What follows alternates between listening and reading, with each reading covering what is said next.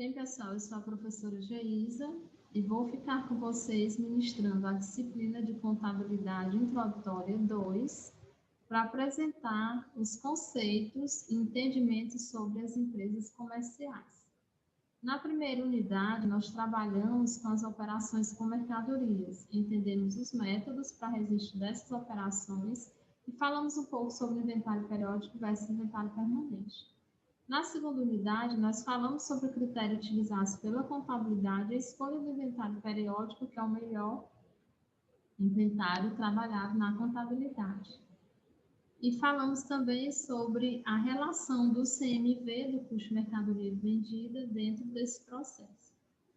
Agora, na unidade 3, nós vamos falar um pouco sobre as provisões e reservas desses lançamentos contábeis, passivos e ativos contingentes, as operações financeiras, o conceito do teste de recuperabilidade, através do fundamentado pelo CPC 01, as folhas de pagamento, depreciação, amortização e exaustão. São os conteúdos que nós vamos aprender na unidade 3 da nossa disciplina de contabilidade introdutória. Bem, trabalhar a questão da contabilidade introdutória é entender também a movimentação patrimonial dessas empresas comerciais. Segundo o professor Marion e o professor Sérgio Dízicos, no que se refere às provisões e às reservas dentro da movimentação patrimonial dessas empresas, as provisões e as reservas são importantes, né? Suas corretas aplicações na elaboração das demonstrações contábeis financeiras devem ser cuidadosamente observadas.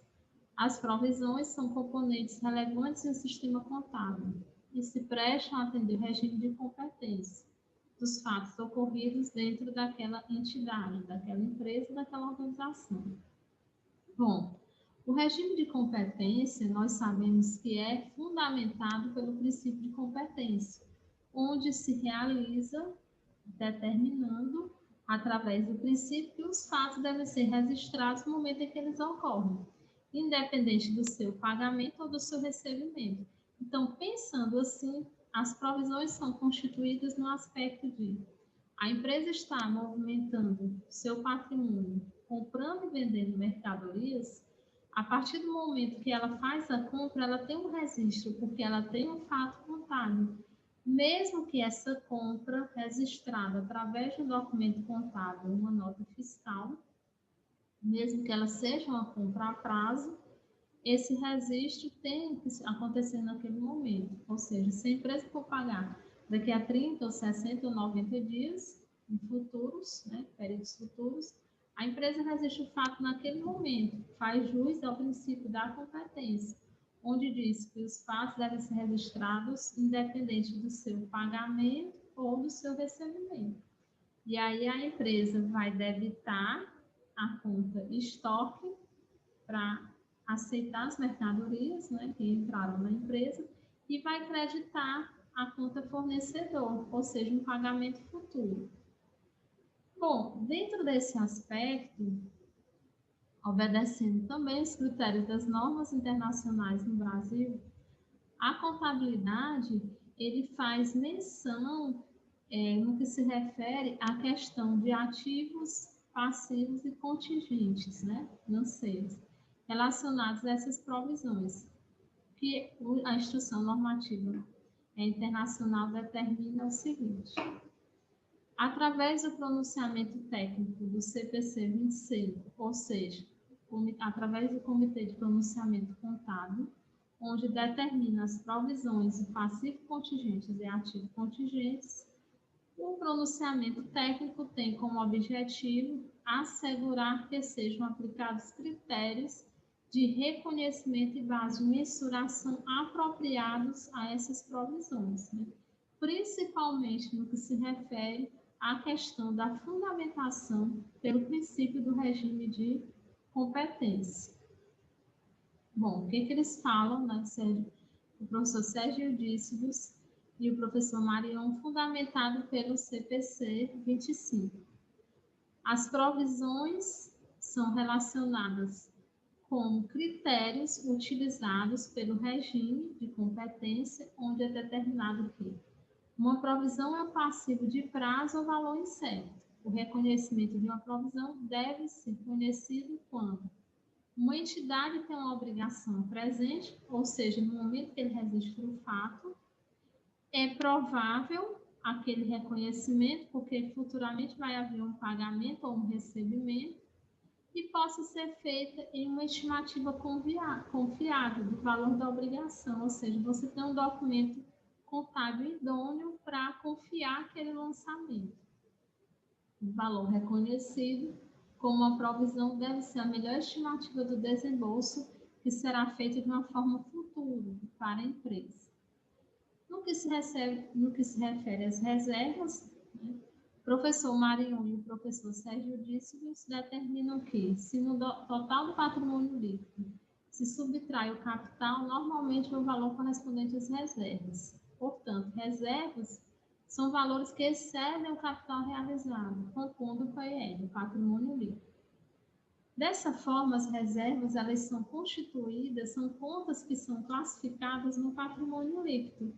Dentro do patrimônio líquido, nós sabemos que temos as contas relacionadas, contas de reservas, de capital e reservas de lucro, assim como as contas também de capital, do próprio capital da empresa, e do resultado do período, onde esse resultado, conforme a autorização da administração, é informado através de contas de reserva. Reserva de capital para aumento de capital, reservas de lucro para a distribuição daquele lucro em reservas específicas. E aí nós temos as reservas estatutárias, as reservas de investimento, a reserva legal, a reserva de contingência, que são critérios determinados pela administração.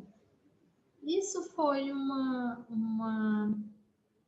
menção já à nova legislação, né? A 11.638, que veio atualizar a 6.404/76, que fala que em um determinado período onde a entidade se operacionaliza um lucro, né, um resultado positivo, esse lucro ele tem que ser constituído em forma de reservas. Bom, então toda a questão da provisão, ela é dentro do aspecto de algo futuro, né? Com a estimativa da empresa, entender que esse futuro, ele vai ter uma perspectiva de um retorno, que vai ter um investimento. Então, a partir de todo investimento, a empresa espera-se que se tenha um retorno. E esse retorno é um resultado positivo, ou seja, um lucro. Esse lucro apresentado em determinado período é constituído em forma de reservas, onde a empresa, por autorização da administração, vai determinar que essas reservas sejam constituídas em reserva de capital para aumento de capital ou em reservas de lucro, classificando como tipo de reserva de lucro conforme a autorização da entidade. Bom, outro critério que nós vamos trabalhar também, no que se refere à questão da contabilidade introdutória 2 nesta unidade, são critérios de depreciação, amortização e exaustão, que nós vamos ver direitinho nos seus lançamentos contábeis e conforme taxas realizadas e critérios de depreciação realizados por tabelas conforme a Receita Federal. Outro assunto que nós vamos trabalhar é o teste de recuperabilidade dos ativos, que nós chamamos de Entitlement Test, né, que é o teste relacionado pelo CPC 01, onde o seu objetivo desse pronunciamento técnico é estabelecer procedimentos que a entidade deve aplicar para assegurar que seus ativos sejam registrados contabilmente no valor correto, e que esse valor não exceda os valores de recuperação. Então, nós vamos ver toda a parte legal através da Lei 11.638 de 2007, como é feito esse critério de avaliação, né? Quais são os cálculos e como é feito o registro contábil desse teste de recuperabilidade. Outro critério, outro assunto que nós vamos ver é a folha de pagamento, seus lançamentos, principalmente no que se refere às provisões trabalhistas, né? Quais são os itens que caracterizam a folha de pagamento, quais são as contas, como são feitos os lançamentos contábeis dessa folha de pagamento e a partir de que momento são lançados. Então, toda essa observação vai ser realizada com critério dentro da disciplina de contabilidade introdutória. Qualquer dúvida, eu estou aqui à disposição.